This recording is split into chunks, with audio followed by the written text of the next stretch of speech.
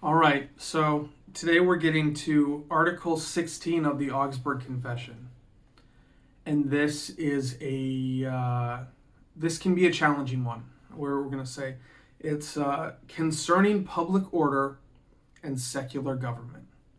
Um, so there are two kind of aspects of this that they draw out. And like I've said before, a lot of these topics we come back to later. This is one of those. So there might be some things unresolved, but I promise we'll circle back to them. First, it says, concerning public order and secular government, it is taught that all political authority, orderly government, laws, and good order in the world are created and instituted by God, and that Christians may, without sin, exercise political authority, be princes and judges, pass sentences, and administer justice according to imperial and other existing laws, punish evildoers with the sword, wage just wars, serve as soldiers, buy and sell, take required oaths, possess property, be married, etc.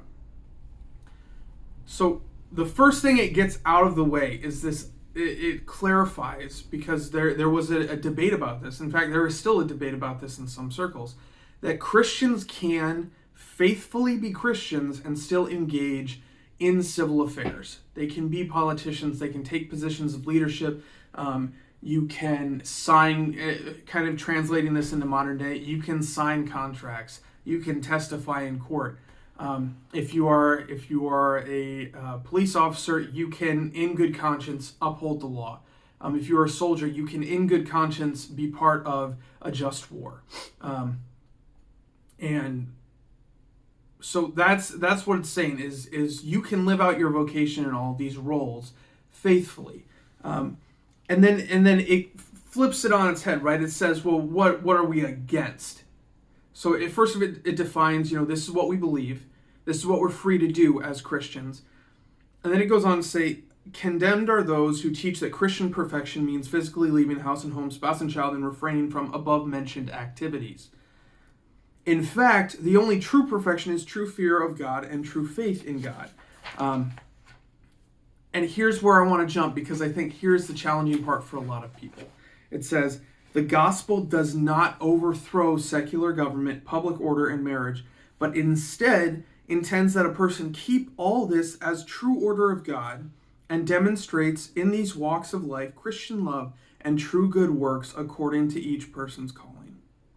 Christians, therefore, are obliged to be subject to political authority and to obey its commands and laws in all that may be done without sin. But if a command of the political authority cannot be followed without sin, one must obey God rather than any human being.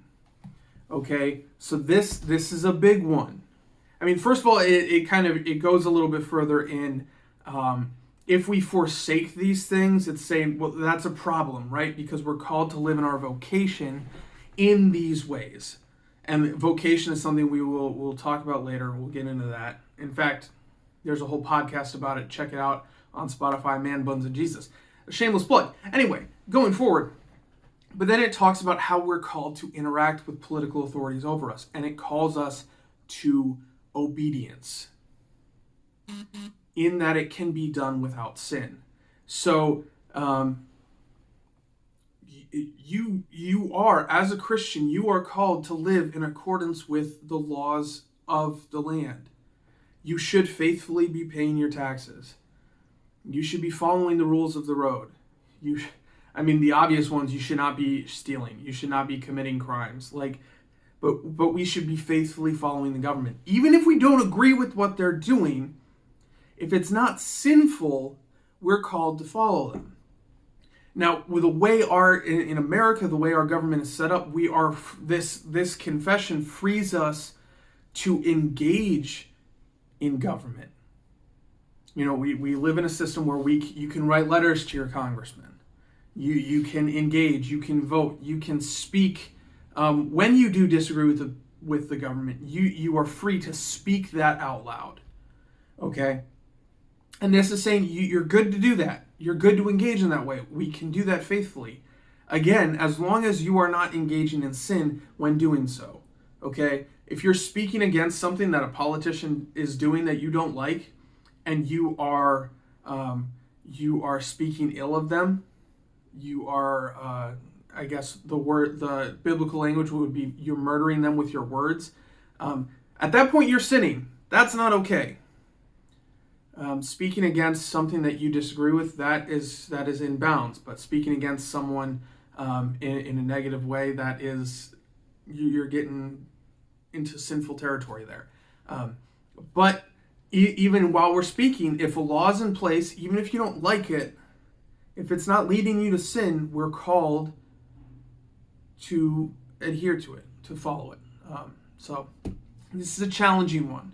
If you have questions, if we need to have some discussion about this, drop it in the comments below, or if it needs to be more of a one-on-one thing, reach out to me, text, email, phone call, whatever it takes. And I hope this is helpful to you. I think this is an article that I think is very relevant to how we interact with each other and with the government today. So sorry I went a little over, but like I said, I think this is a big one for us. If you want notifications as new videos come out, go ahead and subscribe. If you want to validate what I'm doing here, go ahead and hit the like button. It's, I guess, good to see those. With that, brothers and sisters, go in peace. Serve the Lord. Thanks be to God.